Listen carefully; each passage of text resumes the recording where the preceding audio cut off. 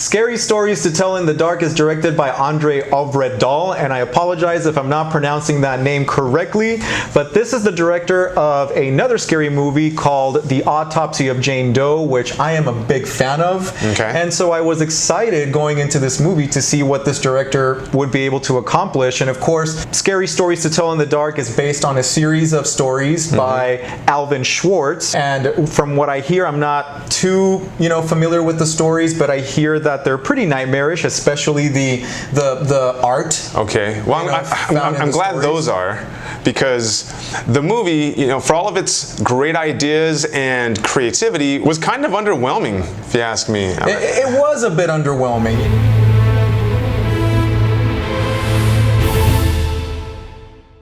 This is also co-written by Guillermo del Toro, so that's another reason why I was excited to go into this movie, because on paper it sounded good. Oh, of course, del Toro is such a genius in creating monster films, and he was behind that TV show, The Strain, that vampire show, and does great work as far as like monster makeup, and special effects in general. And this movie does have that. I do want to say that the creatures, whatever you want to call them, monsters, creatures in this movie, boo, were like boo.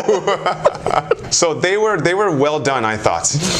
Right? Didn't you think so? They were creative, they were original, they were creepy, they were freaky. Genuinely. Yeah. Great work as far as the creatures. Very scary, very eerie, very creepy, nightmarish even. Some great scenes that take place, for example, inside of a hospital, in what seems like a maze of corridors, right? And then out in a cornfield, there's another great scene. And they all involve some kind of scary creature. And I just want to say that the cinematography and the lighting, together with the creatures and the camera work, creates some very nice, tense moments and suspenseful moments. Well, I agree with you in that the monsters were pretty creepy. I did like that. I like how they built up the suspense through the visual storytelling and whatnot, the techniques. I like the premise. It's kind of hard to explain without giving too much away, but it does involve this cursed book and kids trying to figure out how to stop the things that are happening as a result of said book. As said book, interacting with it. Right. And the protagonist is a girl who loves the horror genre, so she kind of feels her way through this book. She kind of thinks she knows how to solve what's going on and whatnot, and that's pretty much where I think the positives end for me.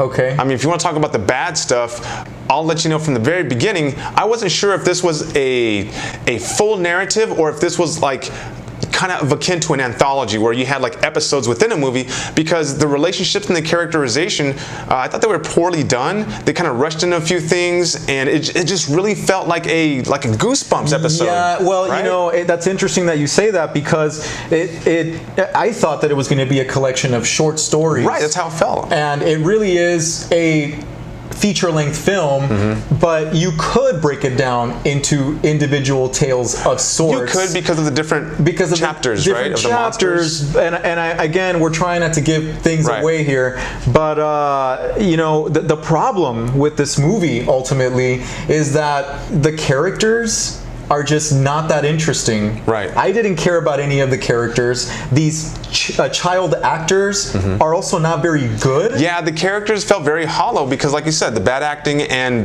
poorly written dialogue, and just no personality to these characters. Yes. I was thinking in the back of my mind, like, I'm missing like the personality of the kids from the Stranger Things TV show, or from the Goonies, or from any other movie where you have child actors, right? Yeah, it was pretty stale. It was just kind of boring from the beginning. Yeah, watching these kids, and I hate that I'm being harsh about child actors, but like, I just was so disengaged throughout the movie, and it's a shame because it had the potential to be a good horror movie. Yes, it did. It absolutely did.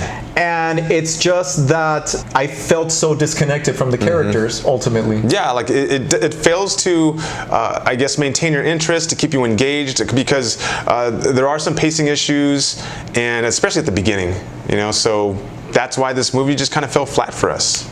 Yeah, like you said, very disappointing movie, a lot of potential, looked good on paper, but just didn't execute well. So for me, this movie will have to have about maybe 2 2 reels. I'll just give it 2 reels. Wow, okay, all right, 2 reels is pretty low. Okay, so, I mean, I will say, this is not a movie that you need to watch in the theater. You know, this is a movie that you can probably wait for Netflix or home viewing and just turn off the lights and have a good time, you know? Try to. Or try to, anyway. The movie is a ghost story, basically. I mean, that's what it is. Yeah. And it felt pretty formulaic in regards to its ghost story aspects, you know? Predictable parts. Very predictable. It was saddled with some of your tropey, stupid characters, right? Yeah, exactly. I'm gonna go ahead and give it 2.5 reels. I don't think that it was that bad. I think that you disliked it more than I did. Yeah, I think you have more of appreciation for some of the... I actually was very shaken up by some of the, you know, tense scenes, some of the scenes with the monsters I thought were pretty creepy. In fact, my favorite involved a monster in a jail cell. I really liked that one a lot. But anyway, you'll have to see what I mean. Yeah. So I'm going to give it 2.5 reels again. A disappointment, really, in the end. Yeah. All right, guys, that wraps up our review for Scary Stories to Tell in the Dark. Don't forget to look us up on social media. We're on Facebook at Real Screeners and Instagram real.screeners. And as always, I would like to say thank you to the Alamo Drafthouse for hosting great movies and having great service. And don't forget our giveaway, guys. With every video now, we're having a giveaway, and today's giveaway will actually be one of these Real Screeners t-shirts. So as always, leave a comment down below. We'll choose one of you randomly. We'll contact you and let us know what size you are. We'll give you one of these bad boys to wear. And that's it for now, guys. So tune in when hopefully we watch a scarier movie than this one and enjoy our next Real Take on Movies. Yes, definitely looking forward to It Chapter 2, which we know will be much better, so thank God for that. You may not want to miss this scary fright. Scary stories to tell in the dark. I don't